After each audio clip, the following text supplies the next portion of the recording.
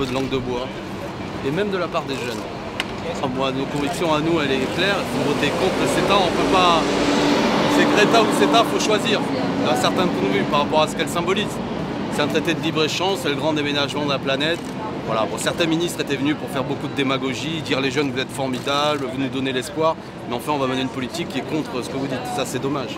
Mais après chacun en jugera. Après c'est une bonne chose qu'il y ait, c'était très symbolique, hein, qu'il y ait des jeunes gens, ils disent pas que des choses vraies, mais une fois de plus ils incarnent des visages d'une jeunesse exigeante sur cette question-là. Il vaut mieux des jeunes qui s'engagent pour le climat plutôt que les années que j'ai connues moi quand j'étais jeune où c'était l'argent roi, etc. Là c'est bien.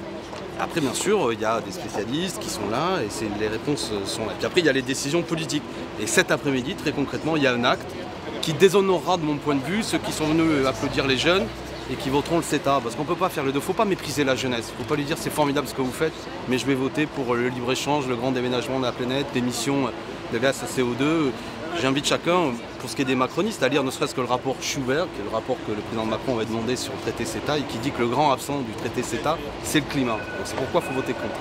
Mais non, mais on n'hérite de rien, on peut dénoncer un traité. Ou alors la politique ne sert à rien.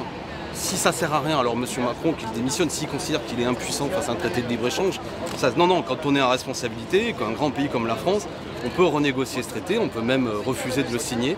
Je rappelle juste, d'un point de vue démocratique, qu'il est déjà en application sans que les Français soient consultés. Je rappelle que les députés, et même Emmanuel Macron n'a pas été élu pour le mettre en place. C'est la raison pour laquelle, pour ma part, au nom de mon groupe, j'ai déjà demandé un référendum. Que les Français se prononcent sur ce traité qui va impacter leur vie. Ça ne peut pas être dans le dos des Français des grandes décisions comme ça. Redonner la parole au peuple, c'est important. Bon courage.